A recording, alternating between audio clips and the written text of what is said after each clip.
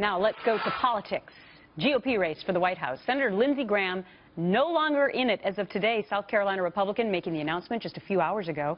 And while he didn't endorse any candidate, well, he made a prediction. Here's what I predict. Again, I think the nominee of our party is going to adopt my plan when it comes time to articulate how to destroy ISIL. To those who are doing the fighting, I'm going to be your voice. To those in the Republican Party who want to win, check my plan out. Hillary, if you get to be president, I'll help you where I can. I hope you're not. Chris Stirewalt, Fox News digital politics editor and the author of Fox News First. He joins me as he does every Monday. Okay, so I guess people won't be that surprised with Lindsey Graham dropping out. He was not polling high at all, and he had been in the undercard debates, right?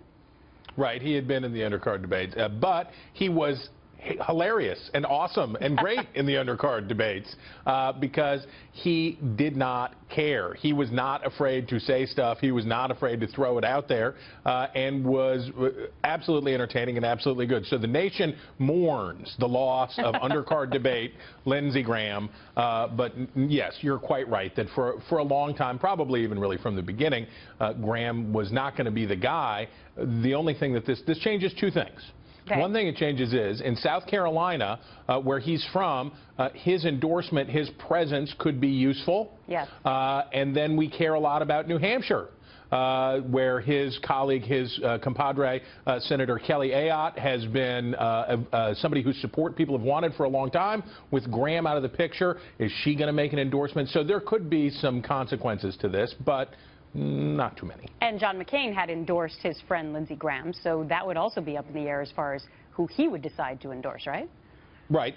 It certainly would be up in the air, but right now we'll just, my eye is on Senator Ayotte first. Okay, all right, fantastic. Okay, now, as we do every Monday as well, the 2016 Power Index for presidency in 2016, where we see who's up and down in the race for the White House, and on the top three on the GOP side, they remain the same this week, Chris. Senator Ted Cruz, #1, Senator Marco Rubio at 2, Donald Trump at #3, but there were some changes.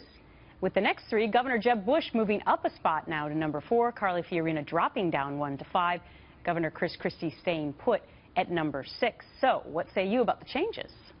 Well, look, I don't necessarily think, well, I still think that Jeb Bush's path to the Republican nomination is very, very narrow, and if he got it, I don't know that it'd be worth much. However, he has, speaking of letting it rip as Lindsey Graham did, Jeb Bush is letting it rip about Donald Trump. He's going after Trump, and that gets him in the media discussion, that gets him out there. He's sort of unbound, and I think part of that comes from the fact that he doesn't really have a path to the nomination right now. He's got to kind of go all in on New Hampshire, where he and Chris Christie, John Kasich, and Fiorina are all fighting to see if they can have a good showing in that state that has tended to be difficult sometimes. It's his last card, isn't it?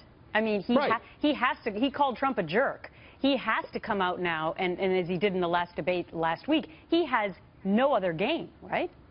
Right, and the problem is when he comes after Trump, it helps Trump in this way, is that while Bush may land some blows on Trump and remind people of things, the Republican Party, by and large, has passed over on Jeb Bush and didn't want to do that. And that lets Trump, when he pummels and abuses and smacks around Jeb Bush, it doesn't bother them the way that it might if he were beating up on somebody who was more popular in the party. But you're right, this is the card that he's got. He's playing it with vigor, and so that gets him a 1 point up. All right. We will look forward to how you see it next week. Chris, thank you.